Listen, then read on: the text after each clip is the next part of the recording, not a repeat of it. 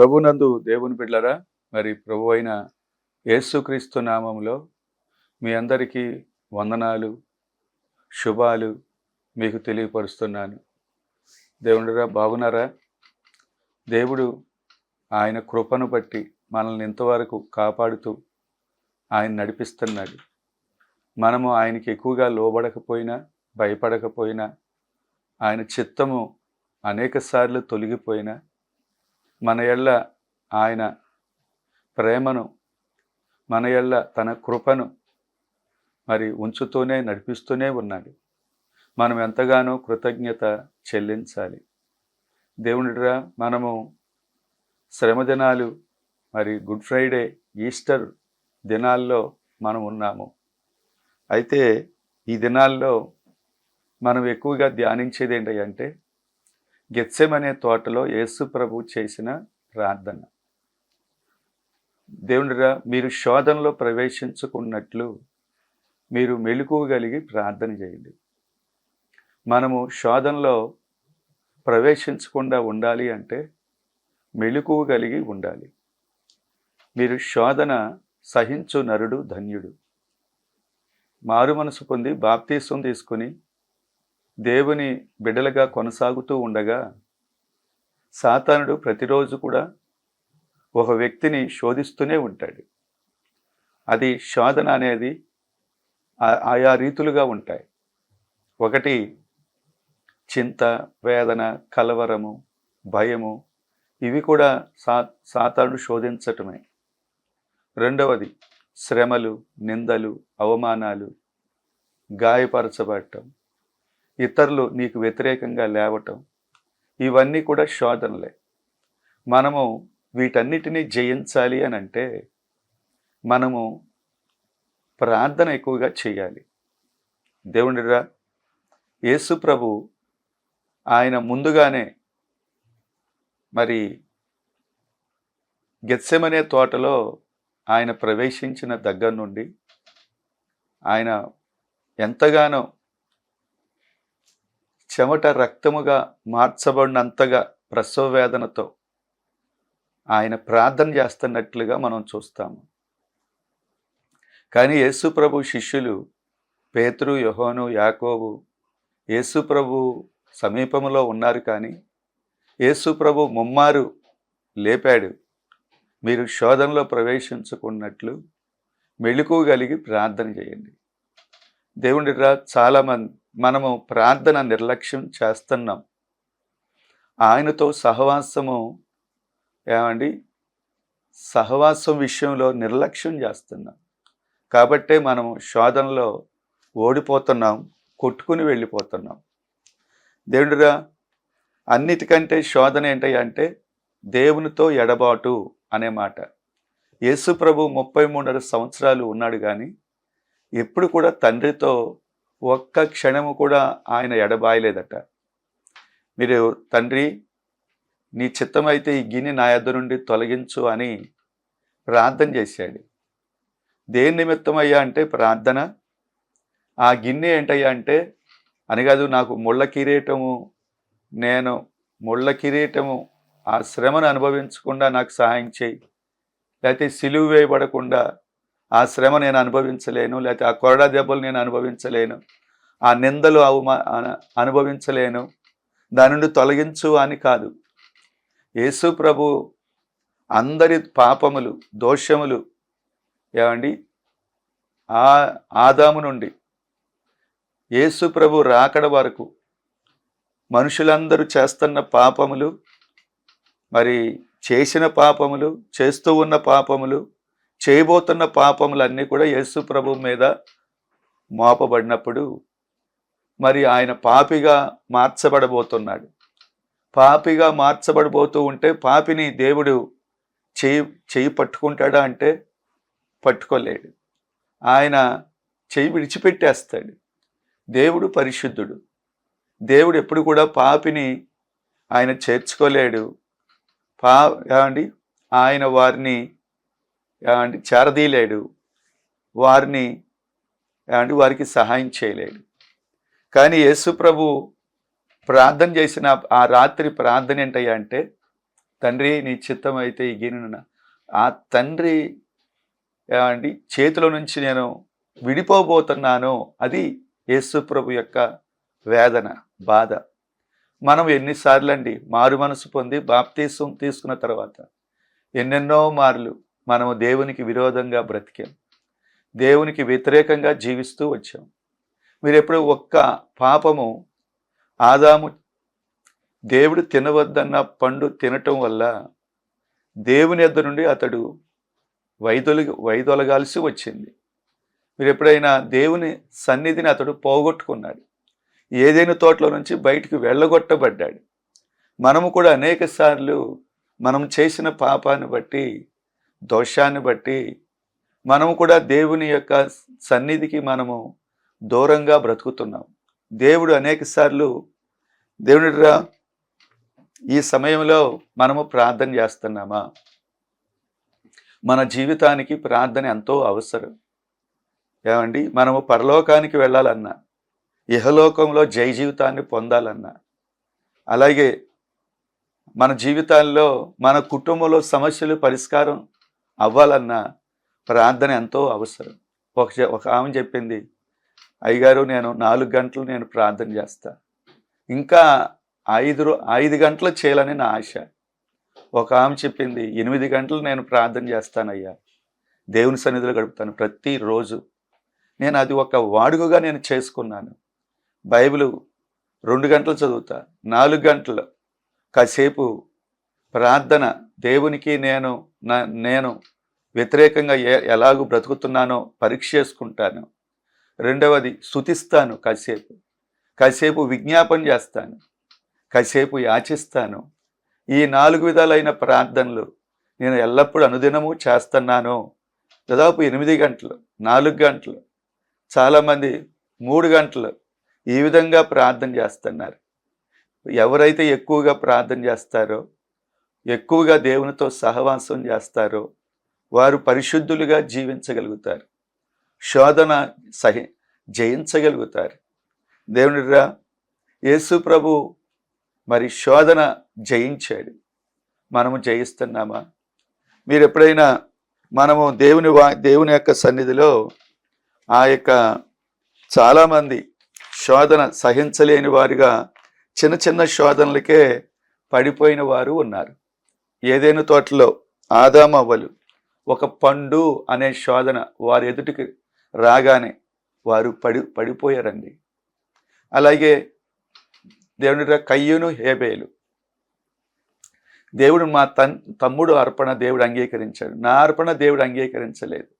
అసూయ అనే ఒక శోధన ఏమండి కయ్యూను దగ్గరికి రాగానే కయ్యూను ఓడిపోయాడు, పడిపోయాడు.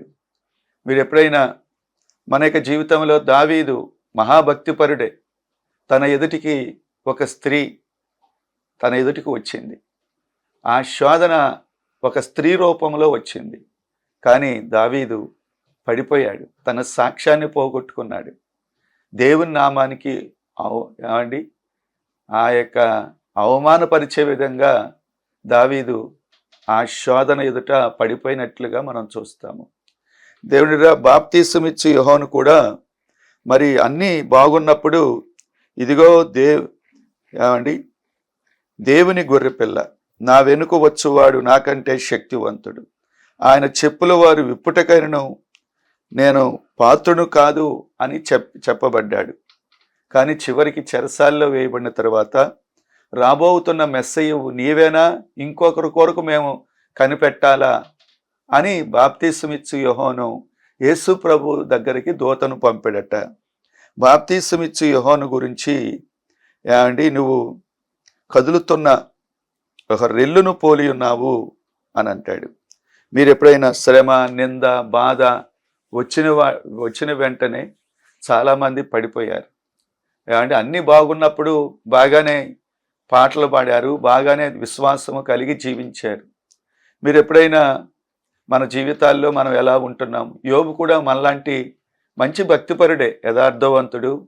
కానీ చివరికి తను తానుగా నిందించుకొని తను తానుగా శపించుకున్నట్లుగా మనము బైబిల్లో మనం చూస్తాము. ఎందుకంటే దేవునిరా తల్లి గర్భంలో నేను ఎందుకు చనిపోలేదు, అసలు నేను ఎందుకు భూమి మీద పడ్డాను, నేను పుట్టిన దినము శపించబడునుగాక, ఆ దినము చరిత్రలో లేకపోవునుగాక అని తను శపించుకున్నట్లుగా మనం చూస్తాము. మీరు కాబట్టి మనకు మాదిరి యేసు ప్రభు అండి. ఆయన గెత్సెమనే తోటలో అన్ని ప్రార్థనల కంటే మరి గెత్సెమనే తోటలో చేసిన ప్రార్థన ఆశ్చర్యకరంగా ఉంటుంది. అది బలమైన ప్రార్థనగా. గెత్సెమనే అంటే మరి గానుగా, ఆ యొక్క ఒలివ కాయలు దంచబడే గానుగా, దంచబడి నూనె తీసేటటువంటి గానుగా. మీరు ఎప్పుడైనా విరిగి నలిగిన హృదయం, పశ్చాత్తాపముతో కన్నీటితో చేసే ప్రార్థన దేవుడు ఎప్పుడు కూడా ఇష్టపడతాడు. మనము అనేక సార్లు మనం ప్రార్థన చేస్తున్నాం, ఫలితాలు రావట్లేదు. కారణం ఏంటయ్యా అంటే మనలో విరిగి నలిగిన హృదయము. తనకు మొరపెట్టు వారికి అందరికీ, తనకు నిజముగా మొరపెట్టు వారికి అందరికీ యెహోవా సమీపంగా ఉంటాడట. ఎవరైతే ఎక్కువగా ప్రార్థన చేస్తారో వారు దేవునికి అత్యంత సమీపస్తులుగా ఎల్లప్పుడూ జీవించగలుగుతారు. ఏదైనా శోధన వచ్చినా మరి యేసు ప్రభు జయించుకుంటూ బహుధైర్యంగా ఆ యొక్క యోధ ఇస్కరియోతు వచ్చి ముద్దు పెట్టినప్పుడు ఏమాత్రము సనగకుండా, ఏమాత్రము ఆయన బహుధైర్యంగా శోధనల గుండా జయించుకుంటూ వెళ్ళిపోయినట్లుగా మనం చూస్తాము. మీరు గమనించారా? యేసు ప్రభు ఏదైతే చెప్పాడో అదే నెరవేర్చుకుంటూ వెళ్ళాడు. మీరు ఎప్పుడైనా మన యొక్క జీవితాల్లో అనుసరించుచు బోధించువాడట పరలోక రాజ్యంలో గొప్పవాడు అనబడతాడట. యేసు ప్రభు మీ శత్రువులను ప్రేమించండి, మీ శత్రువుల కొరకు మీరు ప్రార్థన చేయండి అని ఆ మాట యేసు ప్రభు చాలామంది ఆశ్చర్యరీతిగా చూస్తున్నారు. ఈయన ఎట్లా బోధించాడు, ఈయన ఎట్లా చేస్తాడు అని. కానీ శత్రువుల్ని ఆయన శత్రువులను ప్రేమించాడండి. వారి కొరకు ప్రార్థన చేశాడు. తండ్రి, వీరేమి చేయుచున్నారో వీరెరుగరు గనుక వీరిని క్షమించు అని. మీరు ఎప్పుడైనా మన ఇంటి పక్కనట ఒక సహోదరి సాక్ష్యం చెప్పింది. ఇంటి పక్కన మా యొక్క పోలీస్ ఆయన భార్య వచ్చి ఆ ఇంట్లో ఉన్న చెత్త అంతా తీసుకొచ్చి మా వాకిట్లో వేసేది. నా మనసు పాడు చేసుకునేదాన్ని, భయంకరంగా ఆమె మీద పోట్లాడేదాన్ని. ఒకరోజు పాస్టర్ గారు తన ఇంటికి వచ్చాడట. ఇంటికి వస్తే, ఇలా చేస్తుంది అయ్య గారు, నా మనసు పాడైపోతుంది, నా ఆత్మీయ జీవితం పాడైపోతుంది. పోలీస్ ఆయన భార్య వచ్చి ఆమె చెత్త అంతా తీసుకొచ్చి మా ఇంటి వాకిట్లో వేస్తుంది అయ్య గారు, అది నేను సహించలేకపోతున్నా. పాస్టర్ గారు అన్నాడట, పిచ్చిదానా, నువ్వు దీనికే కోపడిపోతున్నావు. నువ్వు తెల్లవారుజామున, నేను ఒక సలహా చెప్తా వింటావా? తెల్లవారుజామునే లేచి మీ ఇల్లంతా తుడుస్తావు కదా, అలాగే ఆమె వాకిలి కూడా ఊడ్చుకుంటా ఆ చెత్త అంతా తీసుకెళ్ళి తెల్లారిపాటికి తీసుకెళ్ళి ఆ యొక్క డస్ట్బిన్లో వేసిరా అని చెప్పాడట. అయితే తన భర్త కూడా అన్నాడట అయ్యగారు పక్కన ఉండి, నేను దీనికి అట్లాగే చెప్పాను అయ్యగారు, మీరు ఎలాంటి సలహా ఇచ్చారో నేను కూడా అలాగే సలహా ఇచ్చాను అయ్యగారు అన్నాడట.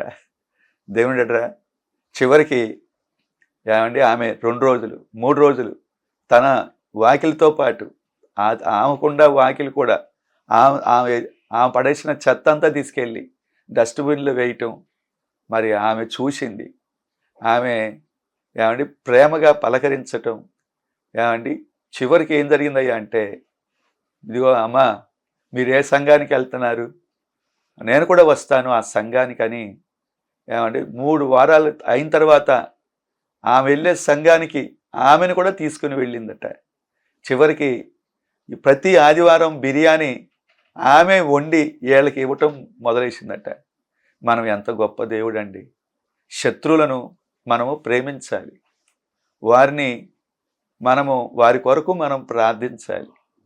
శత్రువుల్ని మీరు గమనించారా? యేసు ప్రభు సిలువలో చేసిన ఆ గొప్ప ప్రార్థన. రెండవది, యేసు ప్రభు ఆ సిలువ శ్రమల్లో ఎలా సహించాడో, ఆ సహించటానికి కావలసిన శక్తి ఎక్కడి నుండి వచ్చిందయ్యా అంటే అది పరలోకం నుండి వచ్చింది. కొరడా దెబ్బలను ఆయన సహించాడు. లేకపోతే ముళ్ళ కిరీటాన్ని ఆయన సహించాడు. నిజమే, మనందరి పాపములు ఆయన మీద మోపబడ్డాయి. మనం చేసిన ఆ యొక్క చెడు తలంపులు ఆయన తల మీద ముళ్ళ కిరీటంగా ఏమండి మన వెల చెల్లించాడు, మన శిక్షను భరించాడు. మన యొక్క మరణము ఆయన మీద, మన శిక్ష ఆయన మీద వేసుకున్నాడు. లేకపోతే మనము పొందాల్సిన శిక్ష ఆయన మనపక్షంగా పొందాడు. ఇది వాస్తవము. మనము చెల్లించాల్సిన వెల ఆయన చెల్లించాడు. మనము మరణించాల్సిన స్థలములో ఆయన మరణించాడు. నిజమే, మనము కృతజ్ఞత చెల్లించాలి. మరొకటి ఏంటంటే ఆయన ఈ లోకానికి వచ్చింది మనుషులందరి పాపాన్ని ఆయన ఆదాము ద్వారా ఆదాము యొక్క అవిధేయత వల్ల మరణము ఈ భూమి మీదకి వచ్చింది. అయితే యేసు ప్రభు యొక్క విధేయత వల్ల జీవాన్ని మనకు యేసు ప్రభు ద్వారా మనకు వచ్చింది జీవము. మనము యేసయ్య పక్షంగా మనం ఉన్నప్పుడు మనము కూడా జీవము కలిగిన వారంగా ఉంటాము. మన కాళ్ళతో చేసిన పాపములు ఆయన కాళ్ళల్లో శీలలు. మన చేతులతో చేసిన పాపాన్ని బట్టి ఆయన చేతుల్లో శీలలు గుచ్చబడ్డాయి. మన శరీరముతో చేసిన పాపమును బట్టి ఆయన శరీరము 1 తక్కువ 40 దెబ్బలు, కొరడా దెబ్బలు కొట్టబడ్డాయి. మనము దేవుడిగా మన చేసిన పాపములే ఆయన మీద శిక్షగా మోపబడ్డాయి. ఆయన మనల్ని విడిపించాడు. అయితే మొట్టమొదట ప్రార్థన చేశాడు అనే మాట. అంటే దేవుని యొక్క మనము శోధనలో జయించాలి, శోధన సహించాలి. శోధన జయించాలి అంటే మనము కూడా ప్రార్థనలో మనం సిద్ధపడాలి. ఈ రోజునండి చాలామంది ప్రసంగం చేయొచ్చు, లేకపోతే వాక్యం 3 గంటలో 4 గంటలో వినొచ్చు. 4 గంటలో 3 గంటలో వాక్యం వినటం కంటే ప్రార్థనలో సిద్ధపడి ప్రార్థన చేసినప్పుడు మనము దైవశక్తితో మనం నింపబడతాం. దేవుని శక్తి మనల్ని ఆవరించుంది. యేసు ప్రభు ఎలాగైతే శ్రమలను సహించుకుంటూ ఏమాత్రము ఏ విషయంలో కూడా ఓడిపోకుండా బహునిబ్బరంగా బహుధైర్యంగా శిలువ శ్రమల్లో ఆయన ధైర్యంగా సహించాడు. నిందలు, అవమానాలు ఏదైనా సరే చక్కగా సహించుకుంటూ వెళ్ళినట్లుగా మనం చూస్తాము. దేవునిరా, మనము ఎలాగా మన జీవితాన్ని మనం కొనసాగిస్తున్నామో యేసు ప్రభుల వారు రెండవది ఏంటంటే మన జీవితంలో మొట్టమొదట మనం దేవుని యొద్ద నుండి మొట్టమొదట యేసు ప్రభు వారు తండ్రి యొద్ద నుండి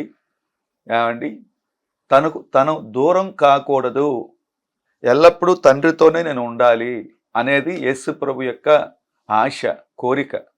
ఏంటంటే యేసు ప్రభు 33.5 సంవత్సరాలు ఈ భూమి మీద ఉన్నాడు, కానీ ఏ ఒక్క గడియ కూడా తండ్రిని ఎడబాయలేదట. నన్ను పంపినవాడు నాకు తోడై ఉన్నాడు, ఆయనకి ఇష్టమైన కార్యం నేను ఎల్లప్పుడూ చేస్తాను, కాబట్టి ఆయన నన్ను ఒంటరిగా విడిచిపెట్టలేదు అంటాడు యేసు ప్రభుల వారు. ఎందుకంటే మనము రక్షించబడిన దగ్గర నుంచి మనము చనిపోయేంత వరకు మనము దేవునితో అన్యోన్య సహవాసము కలిగిన వారంగా ఉండాలి.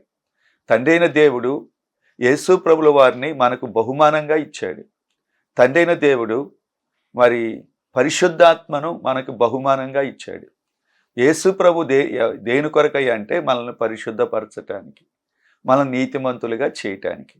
పరిశుద్ధాత్మ దేవుడు ఎందుకు మనకి ఇవ్వబడ్డాడు అంటే మనల్ని ఆయన నడిపించటానికి, రెండవది పరలోక రాజ్యంలోనికి మనల్ని చేర్చటానికి పరిశుద్ధాత్మ దేవుడు మనకి ఇచ్చాడు. మీరు గమనించారా? మనము కూడా దేవునితో అన్యోన్య సహవాసం కలిగిన వారంగా ఉండాలి.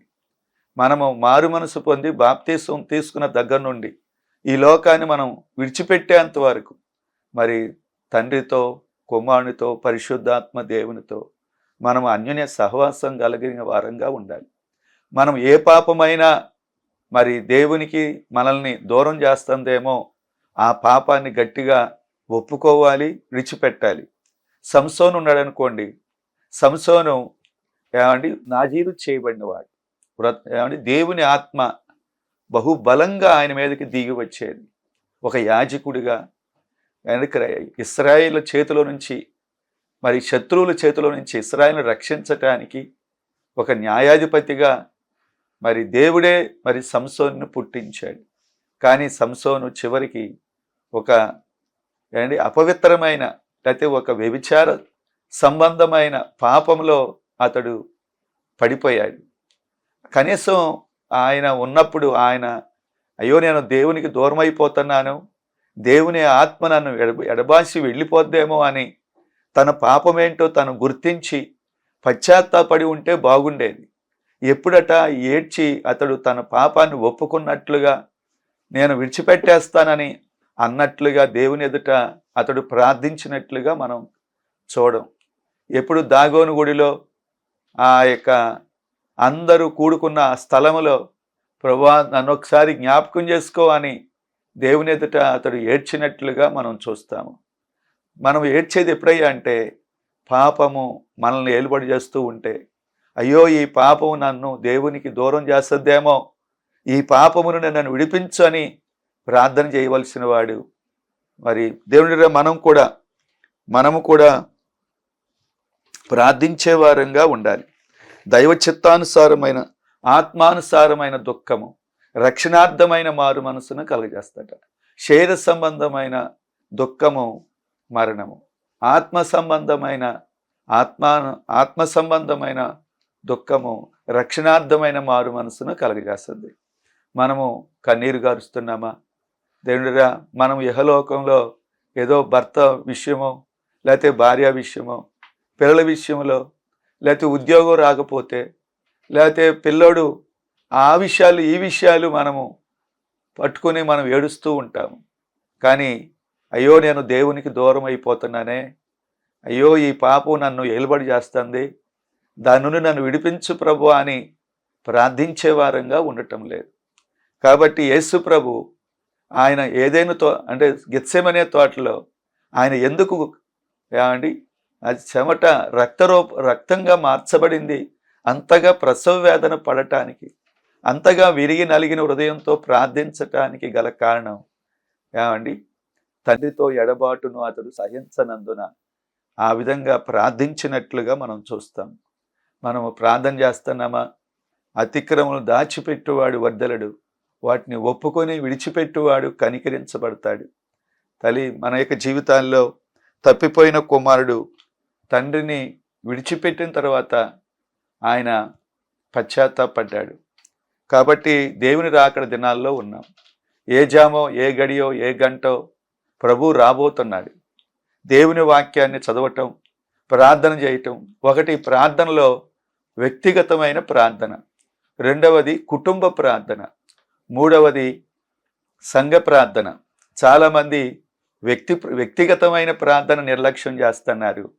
వ్యక్తిగతంగా నువ్వు ప్రార్థన చేస్తే వ్యక్తిగా నీ జీవితంలో దేవుని శక్తి నువ్వు కలిగి ఉంటావు. అలాగే కుటుంబ ప్రార్థన నువ్వు చేస్తే కుటుంబంలో దైవశక్తి పనిచేయటం ప్రారంభమవుద్ది. మీరు చాలామంది కుటుంబ ప్రార్థన అశ్రద్ధ చేసేవారిగా ఉన్నారు. అనేక మంది కుటుంబాల్లో కుటుంబ ప్రార్థన బలిపీఠాలు పడగొట్టబడి ఉన్నాయి. కుటుంబంలో ప్రార్థన లేకపోతే భార్యాభర్తల మధ్య సమాధానం ఉండదు, తల్లిదండ్రులు పిల్లల మధ్య సమాధానం ఉండదు. సమాధానాన్ని సమాధానాన్ని తీసుకుని వచ్చేది కుటుంబ ప్రార్థనే. ఈరోజున అనేక మంది కుటుంబ ప్రార్థన బలిపీఠాలు పడగొట్టబడ్డాయి. అలాగే పిల్లలట కుటుంబ ప్రార్థన ద్వారా ఒక భక్తిపరులుగా తీర్చిదిద్దే ఒక పాఠశాల కుటుంబ ప్రార్థన బలిపీఠం. మీరు ఎప్పుడైనా కుటుంబ ప్రార్థనలు మీరు అబ్రహాము చూసినట్లయితే గుడారం ఎక్కడ వేసినా సరే అక్కడ బలిపీఠం కట్టి బలులర్పించినట్లుగా మనం చూస్తాము. కాబట్టే దేవుడు అబ్రహాము పక్షంగా ఉన్నాడు. అబ్రహాము ఇంట్లోకి వచ్చాడు, అబ్రహాము ఇంట్లో నివాసం చేశాడు, అబ్రహాము యొక్క కొదువను దేవుడు తీర్చాడు, అబ్రహాము యొక్క సంతానాన్ని దేవుడు ఆస్వాదించాడు. అబ్రహాము గుడారము అంటే కుటుంబము. అలాగే కుటుంబము గుడారం వేయగానే బలిపీఠం కట్టడం, ప్రార్థన చేయటం. ఈ రోజున అనేక మంది కుటుంబ ప్రార్థన బలిపీఠాలు పడగొట్టబడ్డాయి. కుటుంబ ప్రార్థన నువ్వు చేయకపోతే అనుదినము ప్రతిరోజు అరగంట, ప్రతిరోజు ఒక పావుగంట, అరగంట భార్యాభర్తలు కానీ, తల్లి పిల్లలు కానీ కలిసి మరి ఏకీభవించి ఒకరినొకరు ప్రార్థన చేయటం వల్ల ఆ స్థలంలో, ఆ ఇంట్లో చీకటి శక్తులకు అధికారం ఉండదు. చీకటి శక్తులు స్థలంలో ప్రార్థించటాన్ని బట్టి, పాటలు పాడటాన్ని బట్టి, లేకపోతే వాక్యము చదవటాన్ని బట్టి, వాక్యం ఆ స్థలంలో మరి వాక్యానికి ప్రాధాన్యత ఇవ్వటాన్ని బట్టి దేవుడు ఒక అగ్నిగా, పరిశుద్ధాత్మ దేవుడు ఆ ఇంట్లో ఉంటాడు. అపవాది చీకటి శక్తులకు అధికారం ఉండదు. ఏక మనసు, ఏకాత్మ, ఏకభావము, కుటుంబంలో భార్యాభర్తల మధ్య, పిల్లలు తల్లిదండ్రుల మధ్య ఐక్యత, ఏకత్వము అక్కడ ఉంటుంది. మీరు ఎప్పుడైనా దేవునిరా మనము కుటుంబ ప్రార్థన బలిపీఠాలు మనం కట్టే వారంగా ఉంటున్నామా? సంఘ ప్రార్థనలో ఎక్కువగా సంఘ ప్రార్థన చాలా అత్యవసరం. దైవ సేవకునితో లేకపోతే ఆ యొక్క సంఘం ఎదుటట పాతాళలోక ద్వారాలు నిలవనేరవట. ఎందుకంటే సంఘం ఎదుట దేవుడు ఏది అనుగ్రహించమంటే అది అనుగ్రహిస్తాడు. సంఘ వ్యవస్థను దేవుడే ఏర్పాటు చేశాడు. సంఘ ప్రార్థన మనకెంతో అవసరం. కాబట్టి మొట్టమొదట మన యొక్క జీవితాల్లో కావలసింది ఏంటంటే దేవుని వ్యక్తిగతమైన ప్రార్థన. యేసు ప్రభు ఆయన ఎన్నోసార్లు ప్రార్థన చేశాడు. మనము కూడా ప్రార్థన చేస్తున్నామా? ప్రార్థన మనము మరి గుడ్ ఫ్రైడే రోజున యేసు ప్రభు చేసిన ఆ యొక్క గెత్సెమనే తోటలో చేసిన ప్రార్థన మనం అనేకసార్లు ధ్యానిస్తున్నాం. మీరు శోధనలో ప్రవేశించుకున్నట్లు మెలకువగలిగి ప్రార్థన చేయాలి. మెలకువగలిగి కనీసం ఒక గంట అయినా నా కొరకు మెలుగుగలిగి ఒక గడి అయినా ప్రార్థన చేయలేరా? తల్లి, ఒక గంట అయినా నువ్వు ప్రార్థన చేస్తున్నావా? మీరు దేవునియందు విశ్వాసం అంటే క్రియలేని విశ్వాసం మృతము, క్రియలు కలిగిన విశ్వాసం. నీలో విశ్వాసం ఉందంటే నువ్వు ప్రార్థన చేస్తున్నావు అని. నువ్వు ప్రార్థన చేయట్లేదు అంటే ఆ విశ్వాసం నీలో లేదని. నీతిమంతుడు విశ్వాస మూలంగానే జీవిస్తాడు. కాబట్టి మనం అనేక వర్తమానాలు వింటున్నాం. అనేక దైవజనులు మన ఇంటికి వస్తున్నారు. అనేక దైవజనుల వర్తమానాలు కూడా మనం వింటున్నాము. ఆ వర్తమానాలకి మనం లోబడి, మనం దేవునికి లోబడితే మనం ఎంతో ధన్యులము. మరి దేవునిరా మనం అలాంటి ఆధిక్యత ప్రభు మీకు అనుగ్రహించును గాక. ప్రార్థన చేద్దాం. దేవుడి యొక్క పరిశుద్ధమైన తండ్రి, గొప్ప దేవ, ఈ సమయంలో నీ బిడ్డలు నీ వాక్యం విన్నారు. మీరు బలపరచండి. ప్రతి ఒక్కరికి గొప్ప దీవెనలు ప్రతి ఒక్కరికి మీరు అనుగ్రహించి నీ నామానికి మేము తెచ్చుకొనమని విన్నవారందరికీ మేలు కలగచేయి. వారి యొక్క కుటుంబాలని ఆశీర్వదించు. వారి సమస్యలు పరిష్కరించు. అనారోగ్యవంతులను ఆరోగ్యకరంగా మార్చు. ఉద్యోగం లేని బిడ్డలకు ఉద్యోగాలు ఏర్పరిచి, గర్భఫలం లేని బిడ్డలకు గర్భఫలాలు దాచి ప్రభువా, మీరే గొప్ప కార్యాలు ప్రతి ఒక్కరి జీవితంలో జరిగించమని, నీకు దూరంగా ఉన్నవారు నాయన నీకు అతి సమీపస్తులుగా ప్రతి ఒక్కరిని మీరు మార్చమని యేసు నామమున అడుగుచున్నాను తండ్రి. ఆమేన్. తండ్రి, కుమార, పరిశుద్ధాత్మ దేవుని యొక్క సన్నిధి మీ అందరికీ తోడై ఉండును గాక. ఆమేన్. దేవుడు మిమ్మలను దీవించును గాక, ఆశీర్వదించును గాక. ఆమేన్. God bless you.